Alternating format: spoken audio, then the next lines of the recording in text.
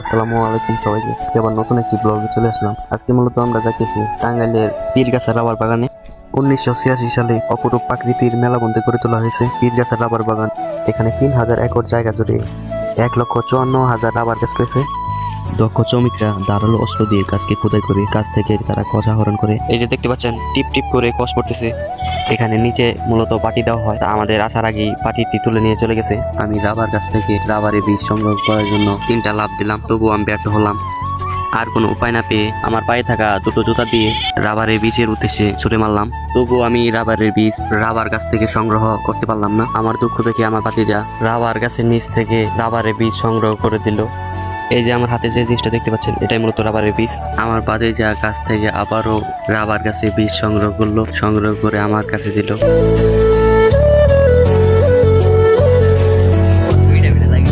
আমরা দূর থেকে একটা জিনিস খেয়াল করলাম, কে যেন রাবার গাছের এক টুকরো অংশ কেটে ফেলে রেখেছে। রাবার গাছের কাটা অংশটুকু দেখে আমার ভাতিজা অনেকক্ষণ চিন্তা ভাবনা করে বলল, এটা কোনো সরকারি লোকের কাজ। এদিকে আমার ভাতিজা তার মোবাইল আমার হাতে ধরিয়ে দিয়ে বলল আমাকে 2টা স্লোমো ভিডিও বানিয়ে দিতে। আমিও তাকে আওলা জাউলা স্লোমো ভিডিও বানিয়ে দিলাম এবং সাথে একটা ছবি তুলে দিলাম। আমার আওলা জাউলা ভিডিও এই পর্যন্তই। সবাইকে ধন্যবাদ। আল্লাহ হাফিজ।